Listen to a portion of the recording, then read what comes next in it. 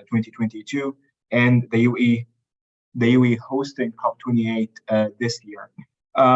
Last November in Sharm el-Sheikh, world leaders renounced their commitments to keep the 1.5 Celsius target within reach and budget to invest in new climate technologies. While data is at the heart of every innovation guiding national climate adaptation and mitigation policies, policymakers still face a long list of data challenges when it comes to its own collection and processing. So please, today, join us for an expert panel discussing the practical strategies and tactics policymakers can adopt to overcome the difficulties inherent in gathering, processing, interpreting, and utilizing climate data sets as valuable resource. Today, we have an excellent panelists who are joining us today from different places who we're very lucky and privileged to have. I'm going to start with introducing Gayan Pierce. Gayan is the head of data and technology, chief of digital office at UNDP. Gayan is also leading the implementation of the data strategy of UNDP, which includes driving transformation of the UNDP into a data-driven organization and advising member states on their data, digital, and cloud strategies. Gayan is an expert in bringing people's voices into policymaking. He has experience in digital campaigning and led data collection and analysis efforts of several of global initiatives such as UN 75 and My Word, which brought into 10 million voices worldwide through both public and private sector partnerships. Second, we have Rina Butuska, who is a digital innovation lead for nature, climate, energy at UNDP. Rina leads the technical, she's a technical lead for the emerging digital portfolio across the climate change and environment practice. Prior to joining the UNDP HQ, she served in the Rwanda country office as environmental specialist and acting innovation advisor for the African region, designing and managing projects including digital technology applications for climate change adaptation and biodiversity finance policies. She comes with over 10 years of experience as award-winning social entrepreneur in sustainable consumption and production, running a digital platform to support MSMEs on green business development. Last but not least, we have Johannes Jakob, who's advisor on data for policy at the German Development Agency, GIZ, who's dialing in from Berlin today.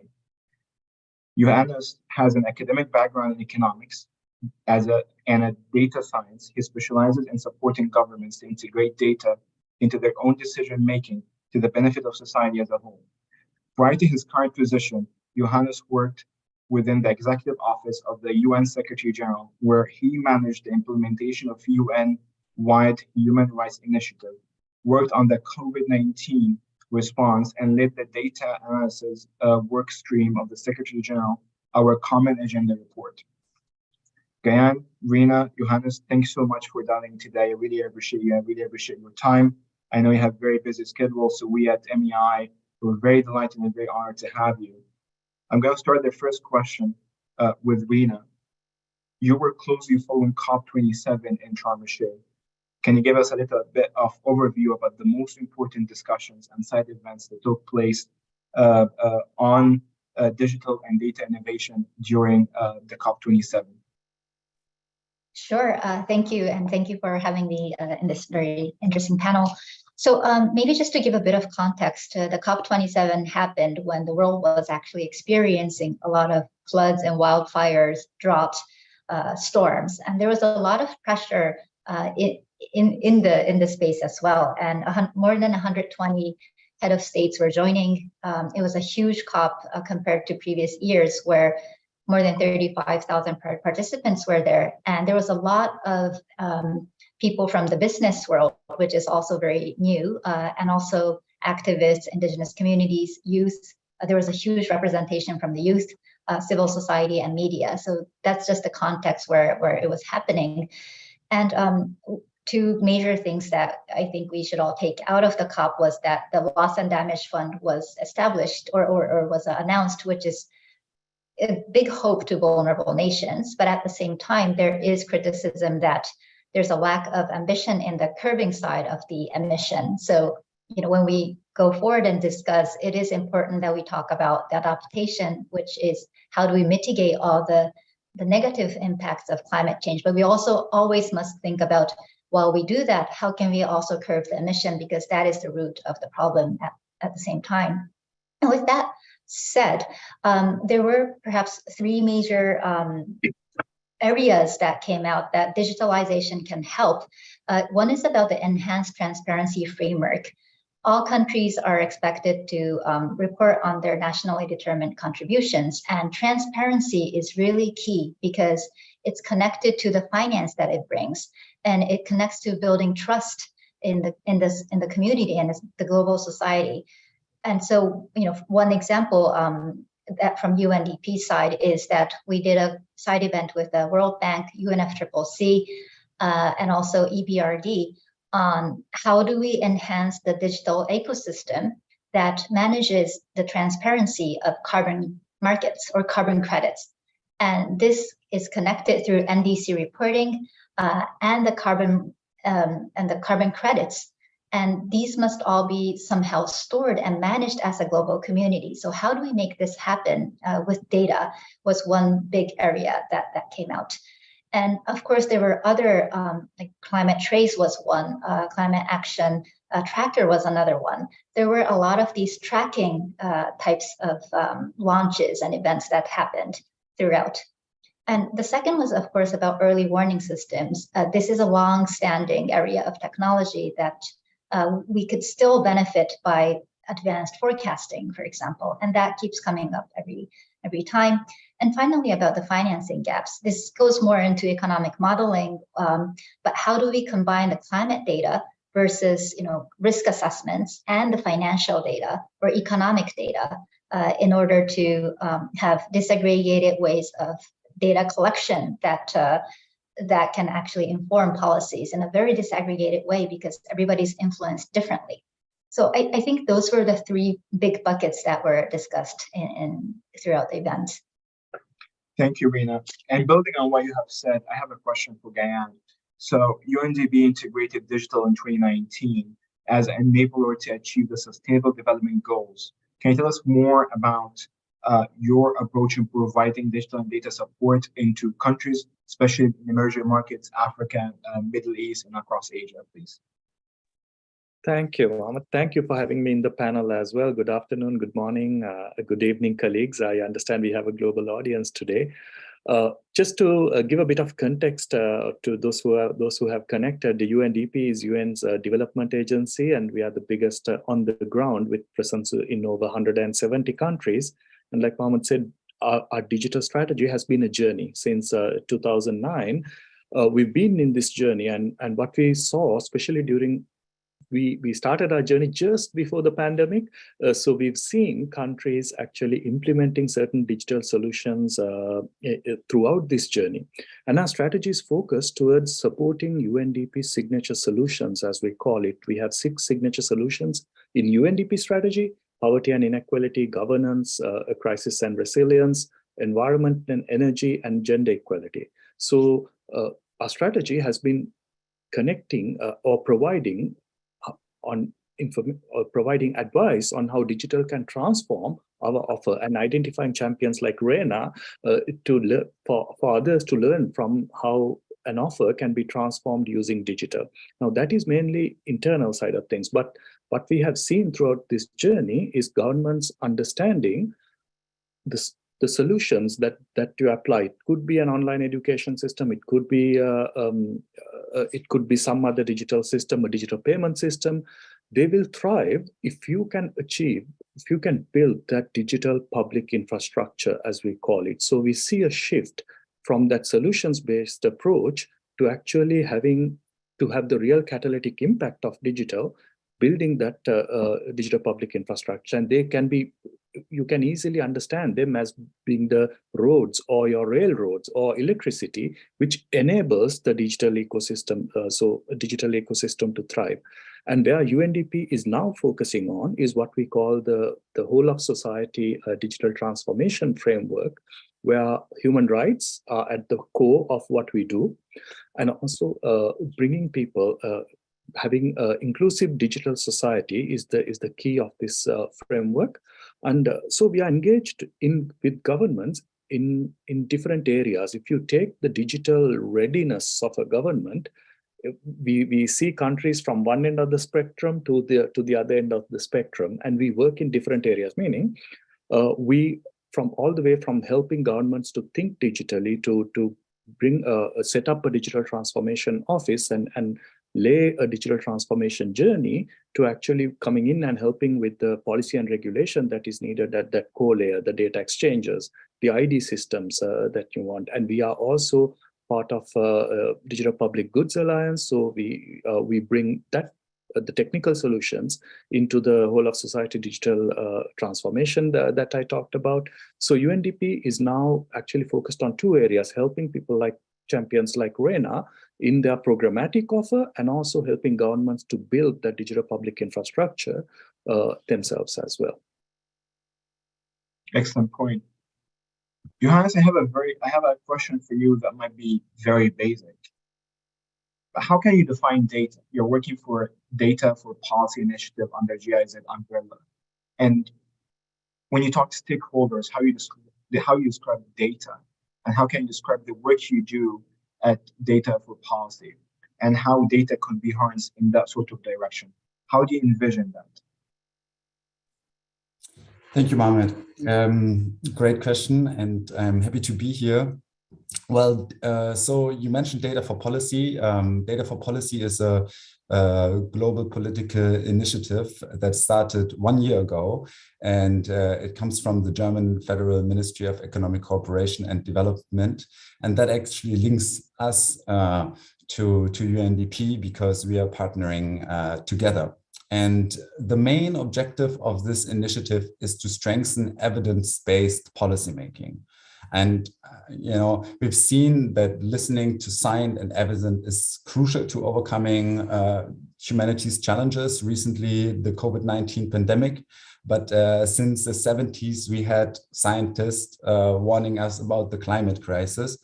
And a good example of how government action can be successful if it's rooted in evidence is the Montreal Protocol from 1986, where leaders agreed together. So this was a multilateral approach together to reduce these ozone depleting emissions and counter this growing ozone hole. And since then, emissions went down by 99%. We have no longer the threat of the ozone hole. And this should give us hope.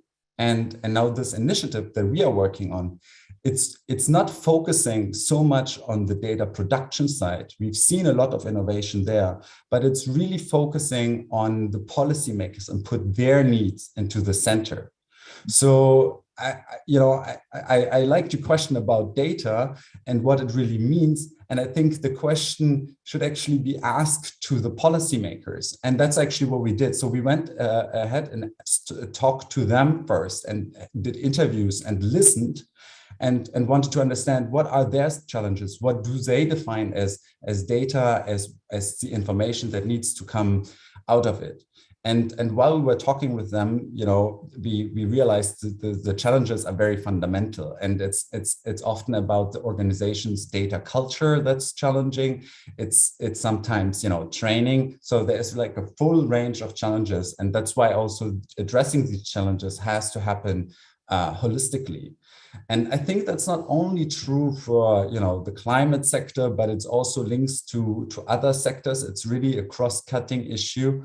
And so I also see actually the power of data in revealing, for example, effects of climate action, or better, inaction, and how this links to social issues that may at first sight not seem related. So migration, conflict, hunger, and so on.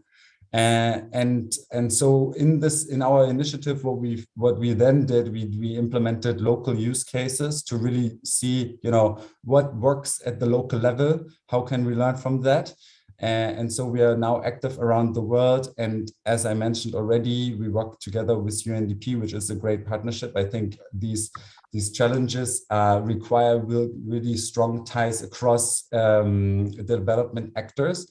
And so right now we are actually working on what we call somewhat a playbook that helps policymakers to kind of follow some kind of guidance on how to really push themselves, but also their entire organizations to integrate more data into their decision making, which is absolutely necessary if we want to have a chance at tackling the climate crisis.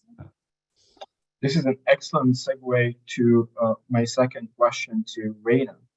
So from your own engagement with policymakers globally, what are the main challenges that you think face policymakers when they're trying to deal with the question of climate data, when we're trying to pressure them or ask them to take collective action? Sure, and I actually fully agree with what Johanne was saying about, it's not about the data, it's actually the questions that we ask. And I actually rewrote my memo on what I'm going to talk about. So I think maybe there's two major questions that policymakers ask. One is, what infrastructure should I build on this hill, right? Am I allowed to build infrastructure on this hill? And the reason why this answer is so difficult to come up with is because the climate data has a different time frame. There's these data that forecasts what's going to happen in 100 years from now. And then there's all these seasonal forecasts, which talk about the next few months. But the policymakers are looking for answers about 10 years from now, because that's the time frame of infrastructure. So this gap in the time frame is one reason of this. And the question is, what should I do? What infrastructure should I strengthen? What should I build or should I not build? That's the one type of big question. The second one is probably about what is the impact of landscape level interventions? A lot of these climate change related interventions need to be at the landscape level. So if you actually provide watershed management upstream, what's happening downstream? So that are the farmers actually increasing their productivity? Is the water actually still flowing after 10 years? So that kind of causal relation between a huge level of intervention is something we need to start to grasp or grapple with. And I think that's where a lot of the big questions are being asked now. So let me improvise here. So I have a question about, so where do you see the private sector fits into this framework on climate data? Specifically, we're in a time when there was a lot of scrutiny surrounding sharing of data and the silos of data clusters globally.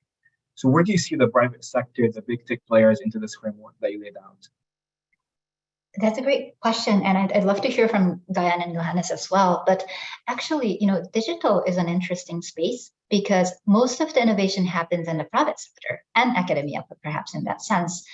And so there are actually companies that can provide answers to some of these questions. Although a lot of times the algorithms are a black box. So that is a constraint that I feel in my daily UNDP life, that if there are companies that seem to have the answer, what do we do with it? Right? We can procure them and get the answer for now, but we don't know what the algorithm is, what is the methodology is. So we are also figuring out what is the best way to fit in the private sector companies. Some of them are open source, open algorithm. So I feel like there is a middle ground or a multifaceted, way of going about this. But that's where I see they do have the answers to some of these questions. Fantastic. Diane? Thank you. I think from our vantage point, we see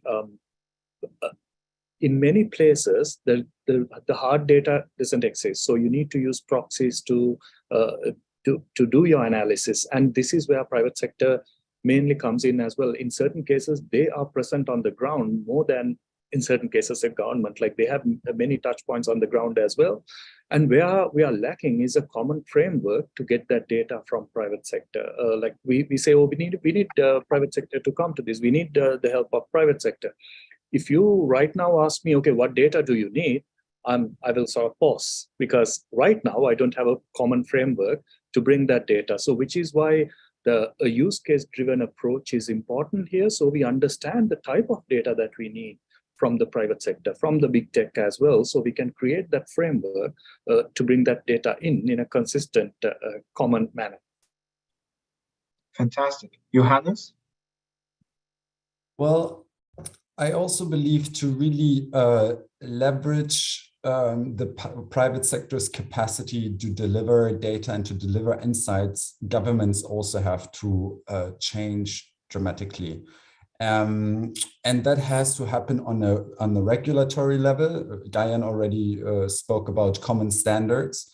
But I also believe that inside governments, there needs to be more regulations on how data is being shared, not only with private sector, but even between ministries. And we need an institutional change. For instance, Oxford professor for climate governance, Thomas Hale, to quote him, he said, we are facing 18th century government structures trying to solve 21st century's problems.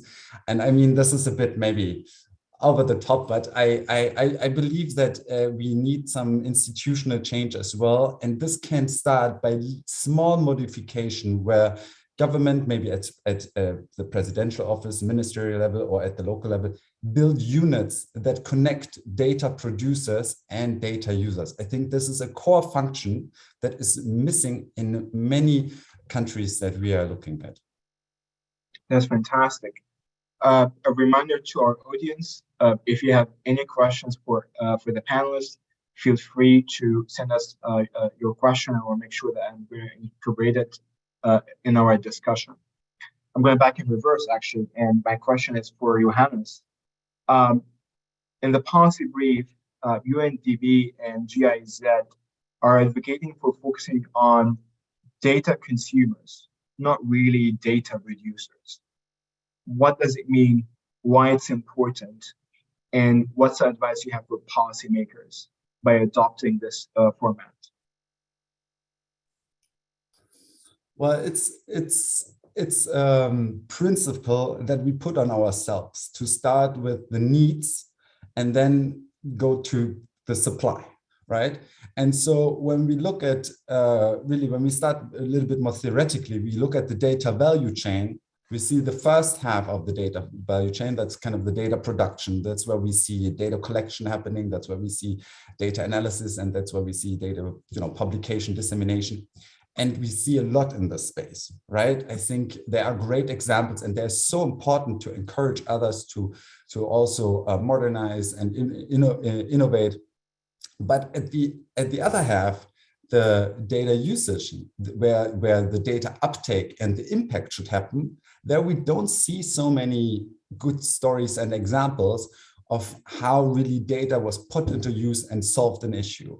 And so, but they exist and they are there. And I think it's really important to now kind of flip the coin and focus on this, on the later half of the data value chain, and then work backwards. Because I really believe that when we solve first the question of what do policymakers need in terms of data, then we can create a demand, and the data supply will follow.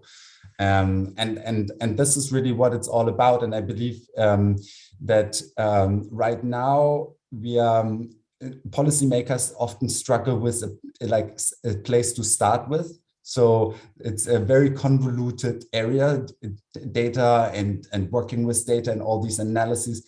They often maybe feel strange to policymakers to work with and really dig deeper into to analysis.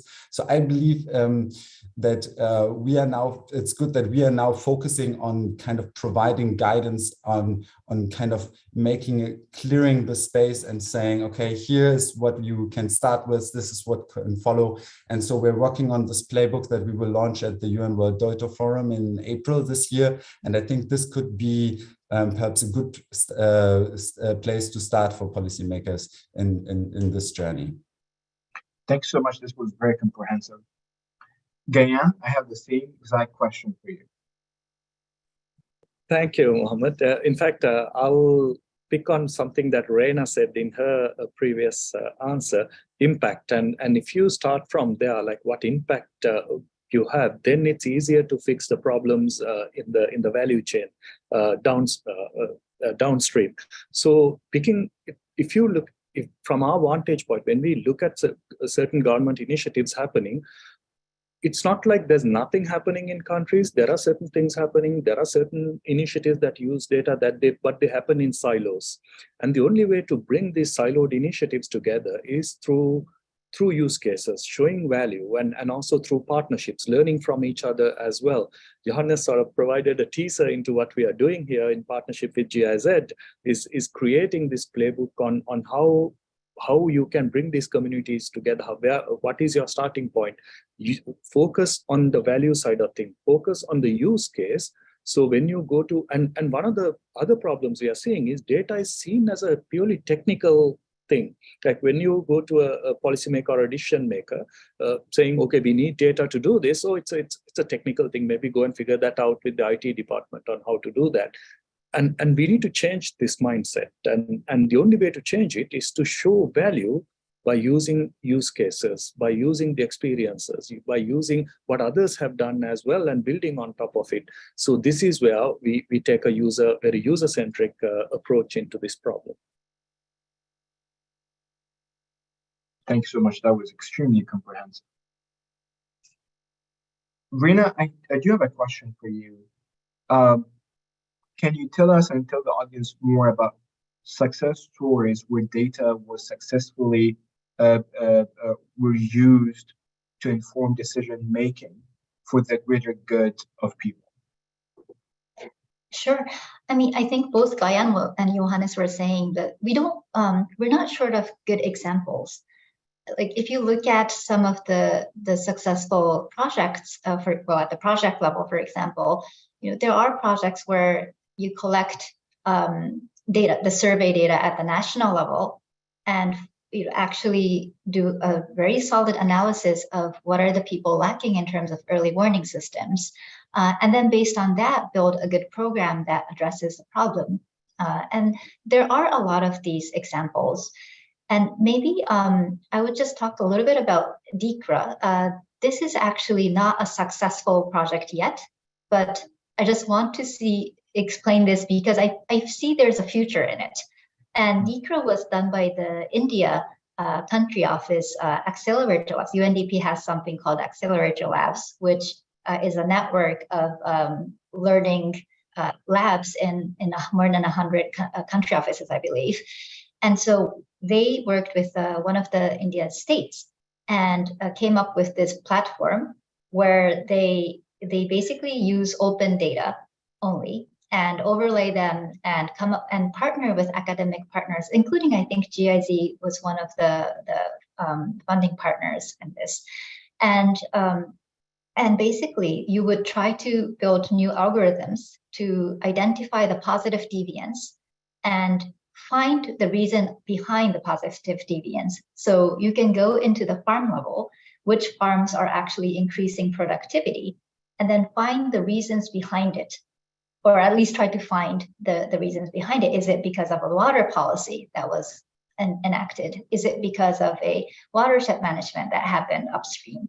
And so this is all machine learning, so we don't know if the answer is correct or not, but at least they started on this journey of trying to identify the reasoning behind at the farm level what's happening.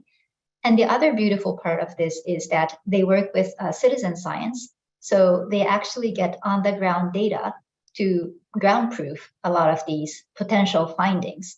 And so I see that this loop of partnerships, creating these new types of algorithms, which are of course open, and then the citizen science part where we can actually go on the ground and prove this. This cycle starting is the big success that I see, and it can probably start to contribute to adaptive management of certain policies or programs. We haven't seen the actual results or impact of this yet, but I do feel something like this is a different way of thinking. And it's interesting because some climate change adaptation experts, agriculture policy experts, when I bring them in, some of them start from saying, but the methodology is not proven, but we need to prove it if it's not proven. And so this mixture of different experts and data scientists trying to do something new, this diversity is another thing that we need to start to look into. So I have a follow-up question here, and this is mainly for the non-technical public who have interest on the question of climate and data and tech. What does positive defiance mean, and also citizen science? I think I want to have a deeper dive on these two terms for the general public. Sure. Sorry, what was the first term? Positive defiance. Oh, positive deviance. Yes. So positive deviance. This is a very new way of assessing a policy. And basically, if you look at a lot of things, sometimes there are these people that are doing it very well. So if in education, it could be, why is this student always doing well? Or and that's not a good example. Why is this class always doing well? In the case of farmers, why is this village doing so well compared to the rest of the villages around them, which seem to be in a very similar poverty state, seem to be in a very similar climate zone, but for some reason, this village is doing very well in terms of income from agricultural products. So trying to find that, and then trying to find the reason behind it, is this positive deviance assessment. And citizen science, on the other hand, and it could be anything from everybody on the train providing data from their mobile phone and saying, there's very interesting, civil society organizations doing this. One of them could be, they do and collect germs and actually try to upload the data, or some of it might be people collect data on, let's say there's like a drawing on the wall, and they provide that data to the municipality so that the municipality has a map of these bad drawings on the wall so that they can go and clean it up. So there's different varieties to this, but basically it's about collective intelligence, the citizens creating the data themselves for some kind of policy use. And so, in the case of DICRA, the farmers were actually collecting this data. We've seen similar things for waste management as well. Informal workers go and collect the data of the waste that's happening on the site. And by aggregating all of this data, you start to see pictures out of it. I hope that answered your question. This is fascinating. This is an excellent explanation of the two terms. Really appreciate you. Johannes, you're working for GIZ. I'm sorry, I have to pick on you again. Give me a success story from Germany. Germany is at the forefront of digital transformation, climate policy, not only a leader in Europe, but leader across the developed nations in G7 and G20. So I think it's very interesting, since we already talked about India, it's very interesting for the audience to hear a relevant story coming from Germany. Well, I'm happy to, even though I have to say GIZ is not really working in Germany, but let me give one quick example from Germany, and then let me give an example from maybe also Africa on citizen science, because I really like what Rena said, and I think that could be quite interesting. But just one thing that I wanted to mention, and something that I spoke about before, was this bridging data production and data usage. And 2 years ago, the presidential, so this is the Chancellor's office, mandated all ministries to establish a data laboratory inside their ministries. And I think that was, for example, it's a good example because it helped each ministry to really push for integrating more data into their operations, into their processes. And while this is still ongoing and you cannot say it worked or it didn't work. I think it sends the right message, and I think we will hear some success stories over the next years once these data laboratories are truly established within the government.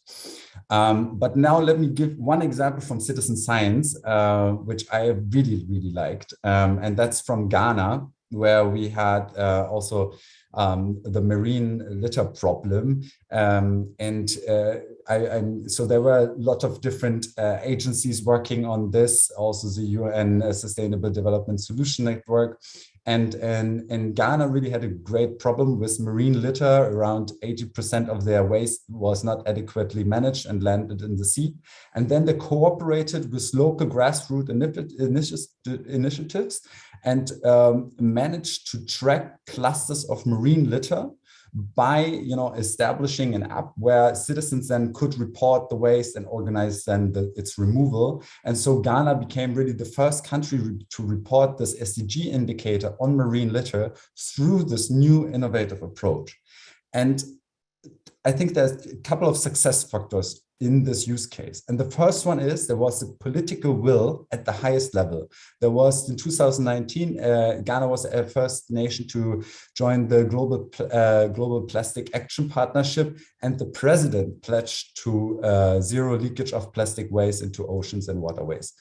Then you had an advanced data culture. So also in 2019, they had a new Statistical Service Act that, among others, ensured that new sources of data were allowed as a valid input in the production of official statistics. That's also something, connected to how can we use this private sector better? Well, we need legal frameworks that exist in place to actually make these cooperations effective.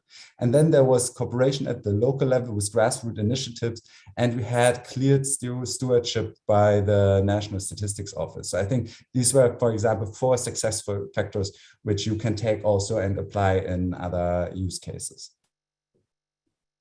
Thank you, Hans. Gayane.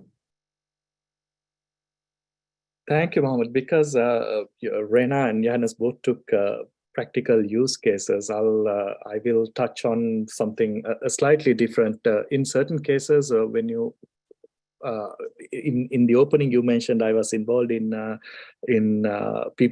collecting people's perception, and this goes a long way as well in terms of policy making. If you implement a policy right now, sometimes the result may take 10 years or 15 years to come, for the hard data to come actually. But how people's perception change, and it's a whole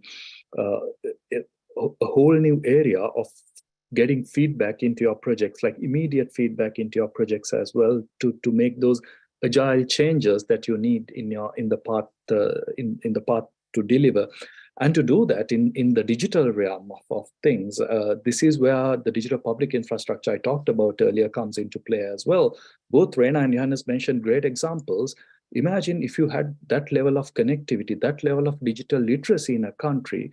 The government nowadays don't always have to come up with solutions. They just need to become enablers by providing the enabling infrastructure, and people are empowered to find solutions for problems, which is what we saw in the 2 examples that was taken as well. That's fascinating. Actually, that will lead me to another round of questions for the 3 of you. And basically, if we're advising a policymaker today, this policymaker is very new, as you mentioned, it's an 18th century government trying to handle 21st century problems. And they're asking you, where should I start as a policymaker to harness the power of data?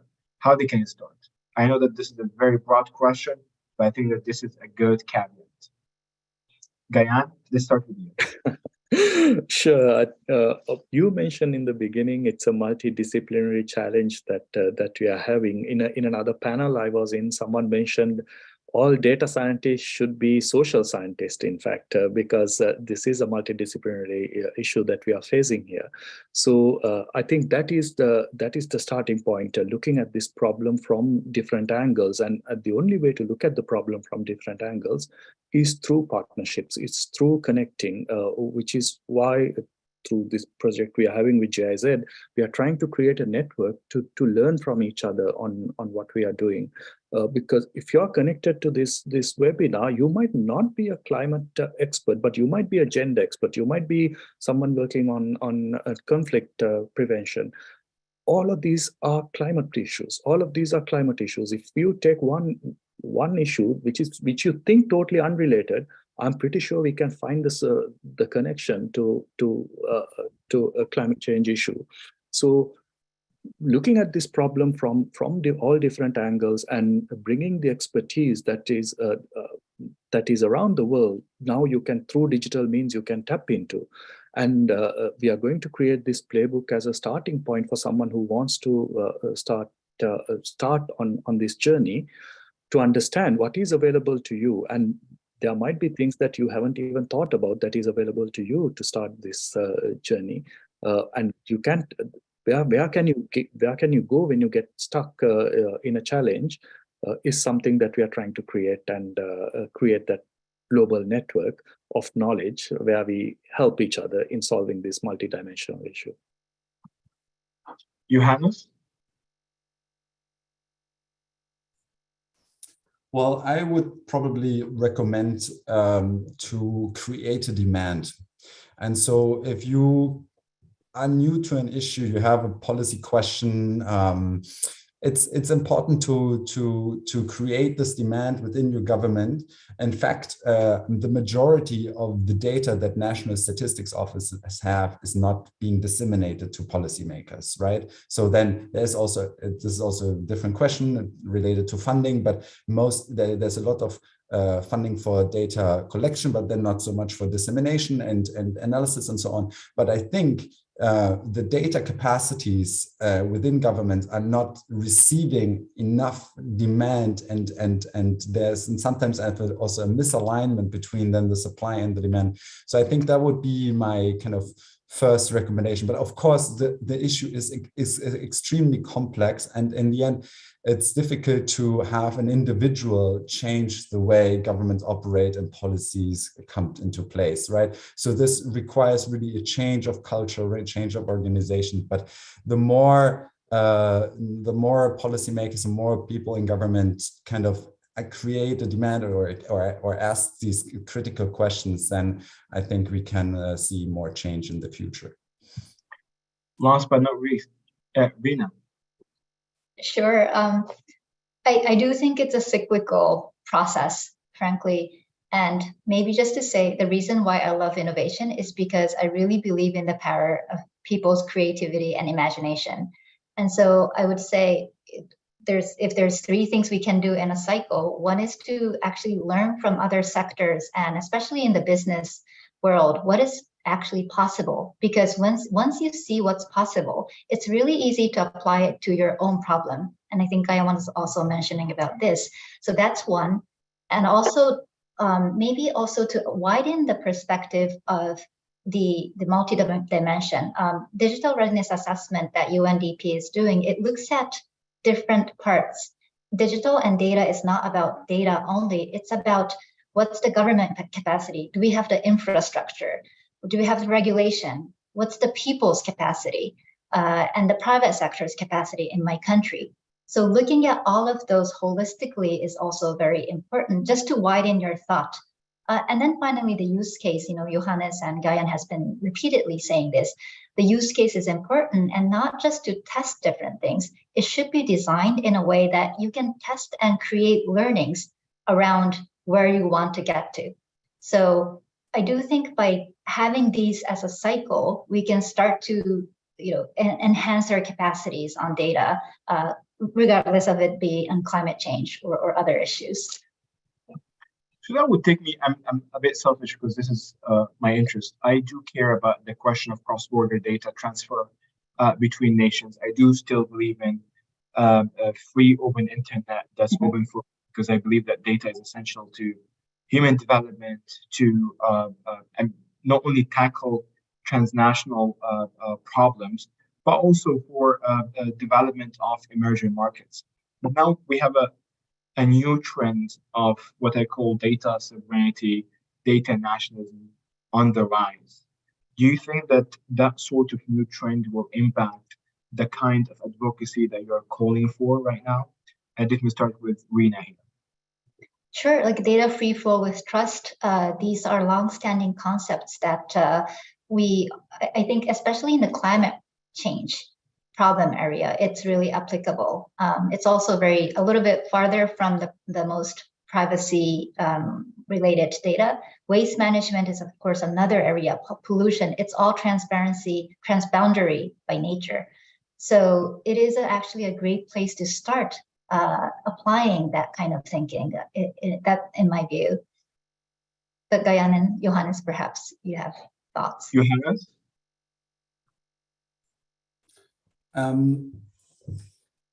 I think I want to come to one related point maybe, and that's open data. And I think what we saw is in our experience from working with policymakers that open data is extremely powerful, and especially in policy making. So because the data sits openly, it's easily accessible, and this can and it is also beneficial to the governments that is offering the data. It's sparking innovation, and it's building trust. And there is this balance of data sovereignty on the one hand, and then open data and free flow of data on the other hand. And I think governments really have to strike that balance adequately. And I think there's also not one solution fits all, unfortunately. Yeah. Gayan? Thank you, Mohammed. Just building on what my colleague said, I think the pandemic gave us the push towards this. If you talked about this topic 3 years before, it's almost a very sensitive political topic. But now that the pandemic showed us why it's important to have data across the borders shared for us to come out of this pandemic from on the other side.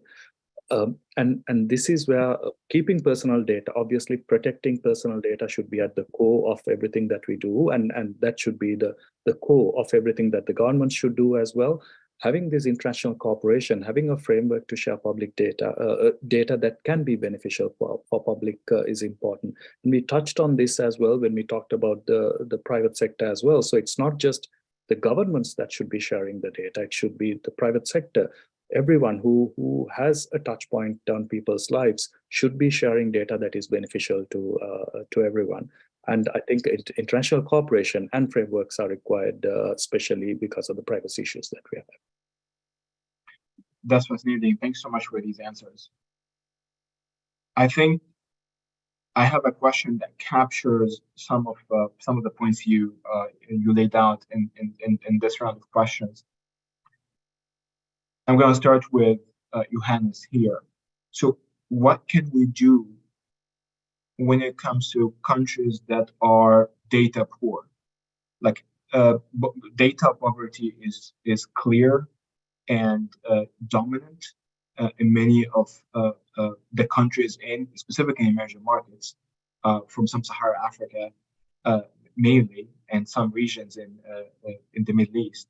So how can we as international community come up with a framework that's able to help nations who actually don't really have access to data, they don't really have the infrastructure or the know-how, or maybe the expertise to some extent, to build that sort of knowledge or data to share and be part of the broader global conversation? Yeah, that's a very difficult question and somewhat sensitive to talk about from my perspective. But I think building partnership is a big part of the answer, building partnership on eye level, supporting local initiatives that are already happening. And I already mentioned the value of open data, and especially when it also comes to, for example, climate data, you know, the value of regional open data is also there for the local governments. So if we promote more and more open data, I think it's also helping countries that maybe don't have such a strong data infrastructure. So this would be kind of the easy answer, avoiding kind of the political sensitivities that are around this issue. Gayan? Yeah, sometimes in a country, you might have access to, you might not have access to, but you might have data that you think that you don't even believe that you had, basically, if you work with private sector. And that's the key here. Johannes mentioned partnerships.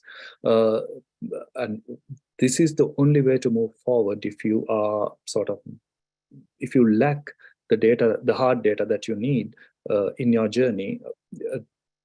Can use civil society, use academia, use private sector to have access, to have meaningful access to data that you don't have. One also, another thing is it's about it's any type of data work in this area is a culture change as well.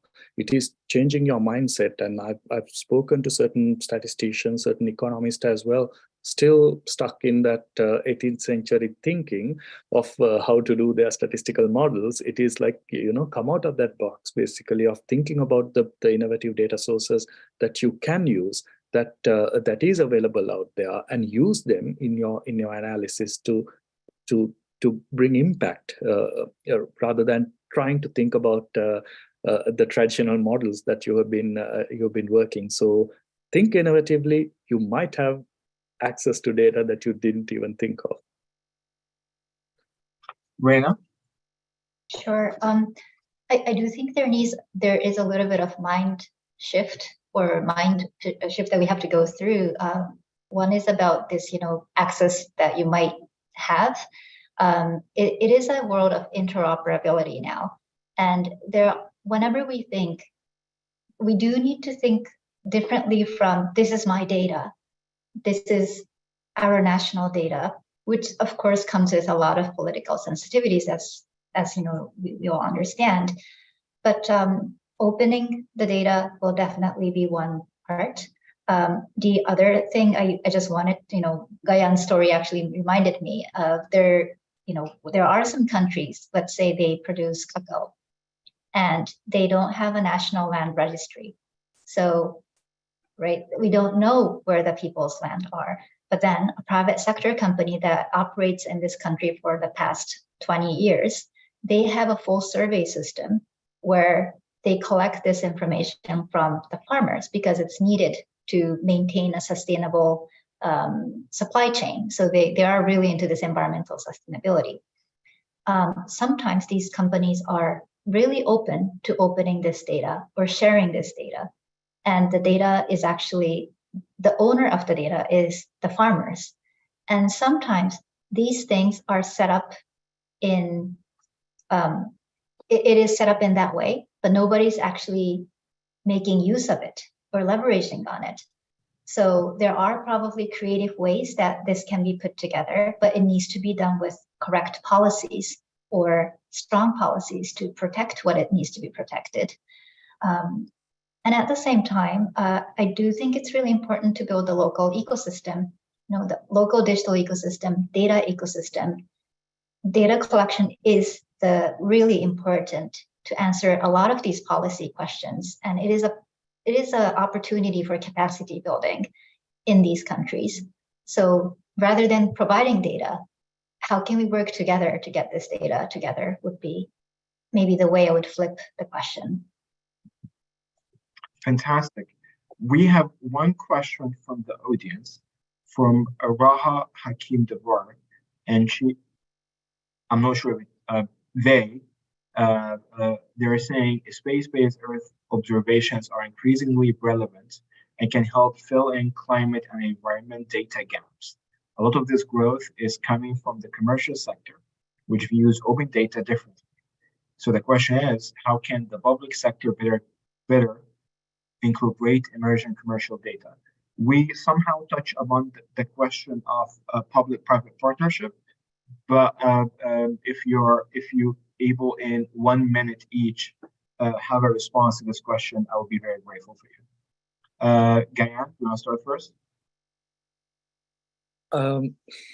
Really quickly, I think rather than taking a sort of situation-based approach to this, if you take a broader approach of having a framework on how to bring this commercial data into your decision-making process, that will help not just in climate and environment. Like I said, this is a multidimensional issue. So having a common framework makes the private sector understand the value of human development as well, the value that they bring by sharing their data. So what we've seen through this journey I mentioned is more and more of this private sector actually very open to sharing certain data that is beneficial, in a way beneficial for them as well. And that is what we saw during the pandemic as well. This is not a government's problem. This is a problem we face as a society. So the more framing we can provide to this question, this issue, where we can very concretely say, okay, this is the type of data, even in regulation, for you to operate, you need to allow to have this type of data available for public usage. That might be one way to go about this. Reina? Sure, I agree on the framework, and opening some of the workflows, some of the algorithms that can actually save a lot of people's time and advance the technology much faster. And of course, the commercial and the private sector and public sector partnerships there would be really, really beneficial. I'll stop there. Johannes? Yes, I agree with both. And just to add, I think this also puts multilateral organizations like the UN in a new position. And I think they can also operate as kind of the platform where such data can sit, where it's negotiated, where access can be shared across nations. Yeah. Johannes, Reina, Gayan, thanks so much for your time. Thanks so much for indulging my questions and giving us your time. I know that you're very busy, have a busy schedule, so really appreciate you.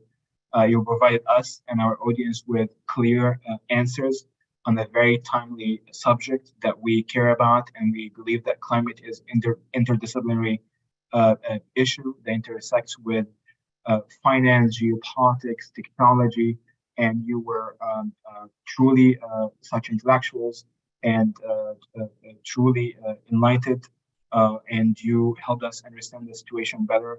Thanks so much. And to our audience, we welcome you to follow our webpage, our articles, analysis. We work extensively on questions of digitalization and tech decoupling and cross-border data in the Middle East. And we look forward to have you with us in the next events. Thank you.